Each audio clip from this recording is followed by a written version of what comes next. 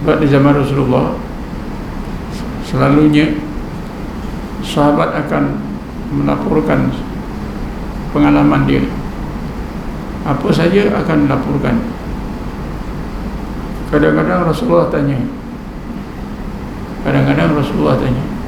memanglah tidak kita temui secara khusus ya, macam yang kita buat, tapi sebenarnya ada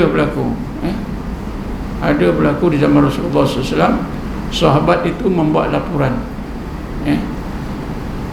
katalah macam Abu Sa'labah, kan dia melaporkan pengalaman dia yang sangat miskin. Ini jangan dianggap bahawa laporan dia tu, pengaduan dia tu hanya itu biasa, tapi itu dalam konteks perjalanan kepada Allah SWT, dalam konteks seorang salik, ya, diberikan oleh Allah dalam keadaan susah payah, sehingga pakaian yang baik yang boleh digunakan untuk sembahyang hanya satu. Dia akan bergila-gila dengan isteri dia. Kan dia minta supaya Rasulullah doakan menjadi orang yang kaya. Rasulullah kata, engkau ni lebih baik hidup miskin seperti ini.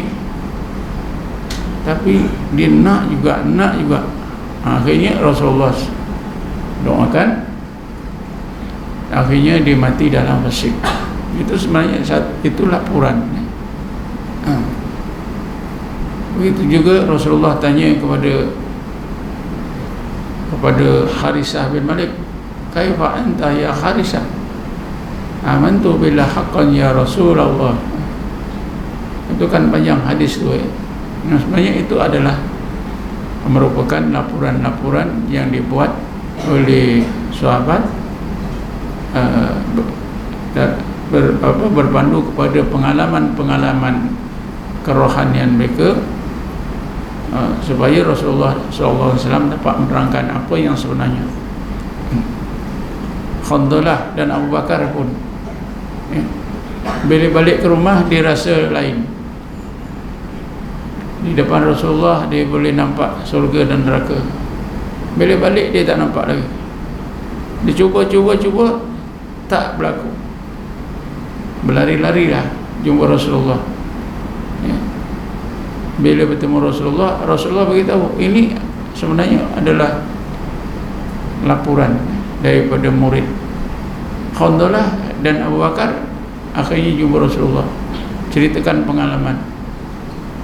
Lalu Rasulullah bersabda, "Lau kuntum fi zikrillah."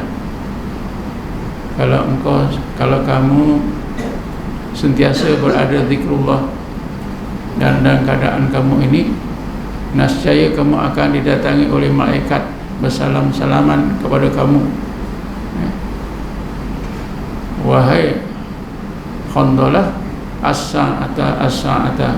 Hadis ini panjang, tapi maksudnya Rasulullah menjelaskan kepada Abu Bakar dan Khandalah pengalamannya. Ini kan satu bentuk merepot yang dibuat, laporan yang dibuat oleh Khandalah dan Abu Bakar kepada Rasulullah berkaitan dengan pengalaman rohani. Rasulullah kata, kalau kamu dalam keadaan itu dan terus berzikir, nescaya ditingkatkan lagi oleh Allah sehingga malaikat nanti bersalam-salam kepada kamu. Tapi akhir di hujung hadis itu, akan tetapi ya Khandalah as-sa'ata. Maknanya akan tetapi ya Khandalah, wahai Abu Bakar, pengalaman seperti itu bila Allah kehendaki saja. Pengalaman nampak surga, nampak neraka ni, bila Allah kehendaki berlakulah, dan sangat jarang. Itu makna sa'ata as-sa'ata.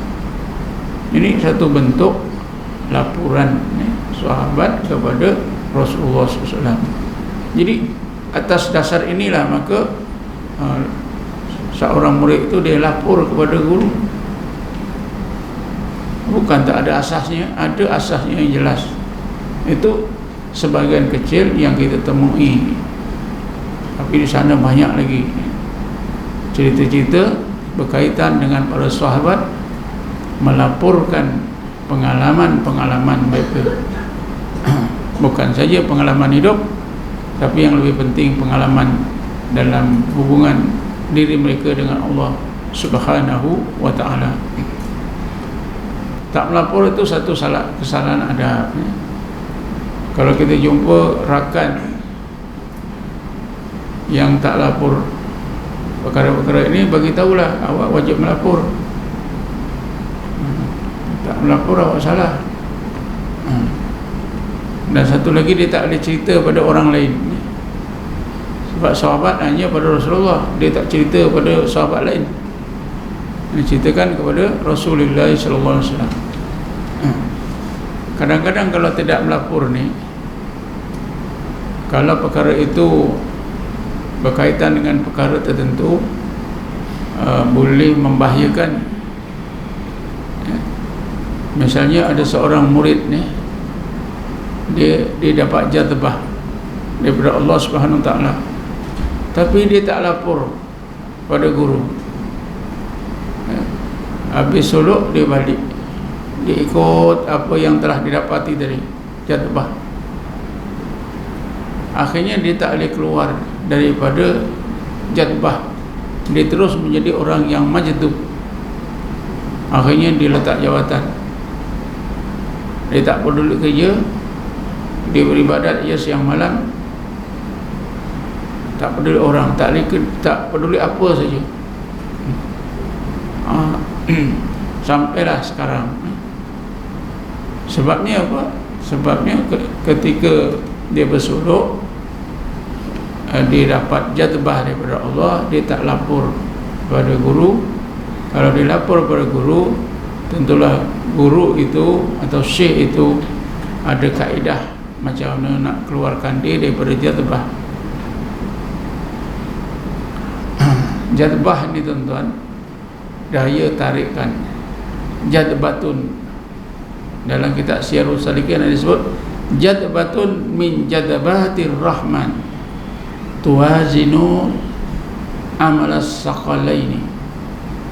Satu jadbah daripada berbagai jadbah Allah yang bersifat Ar-Rahman, pahalanya sangat besar, kebaikannya sangat besar, menyamai kebaikan kebaikan yang dibuat oleh jin dan manusia seluruhnya. Ini kata-kata ni ungkapan Arab, bahasa Arab kita nak tahu. Kalau kita dapat satu jazbah daripada Allah, kebaikannya itu sama seperti kebaikan yang dibuat oleh seluruh jin dan manusia. Ini lebih-lebih ya. Tapi hendaklah kita tahu itu kaedah bahasa Arab, gaya bahasa Arab untuk menunjukkan besarnya pahala orang yang dapat jazbah ni. Bukanlah sebenarnya macam tu. Satu jazbah kalau dibanding dengan samalah juga dengan semua kebaikan yang dibuat oleh jin dan manusia. Sakalain itu dua ni makhluk, jin dan manusia. Jadi ungkapan ini semata-mata untuk menunjukkan bahawa jazbah itu adalah satu kurnia daripada Allah yang sangat baik, pahalanya sangat besar. Pasal apa? Jazbah itu ialah berarti Allah tarik, Allah palingkan roh kita daripada makhluk menghadap kepada Allah. Ya, seluruh roh kita ini dipalingkan oleh Allah kepada Allah semata-mata, menghadap Allah semata-mata, berpaling daripada seluruh makhluk. Lalu roh itu, hati kita itu tertarik saja pada Allah. tak menoleh-noleh lagi kepada makhluk. Ini jadbah. Jadi kalau orang yang dapat jadbah seperti ini, dia tak repot pada guru, kadang-kadang dia tak boleh keluar, dia tak boleh berpaling kepada kehidupan dunia ini. Dia terus dibawa, ya, terus menghadap Allah. Tidaklah salah. Ada ahli sufi namakan al-majdub, ada macam tu. Akibatnya apa? Ini semua akibat dia tidak menceritakan, tidak melaporkan pengalaman jadbahnya itu kepada syekhnya. Itulah di antara bahayanya. Selain daripada itu, kalau tidak lapor, mungkin pengalamannya itu pengalaman yang salah, pengalaman yang salah tapi dipikir oleh murid betul. Katalah pengalaman mimpi, pengalaman mimpi, dia melompat parit besar, berjaya. Masa itu dia ada projek yang besar. Oh, aku lompat parit besar, berjaya. Ini projek aku ni berjaya lah. Seronok-seronok sendiri saja.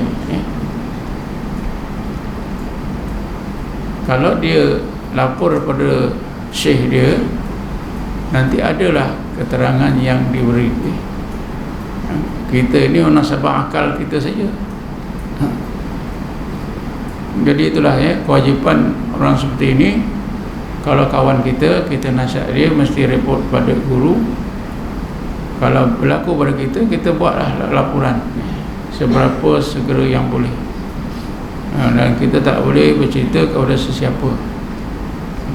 Ada setengah ulama kata, kalau dah cerita pada orang lain, dah satu salah, kedua terbatal. Tapi tak tahulah Allah alam terbatal ke tidak. Tapi di dalam kitab pun dia kata gitu, tak boleh murid lapor kepada lain daripada guru. Okey, setakat ini saja. Mudah-mudahan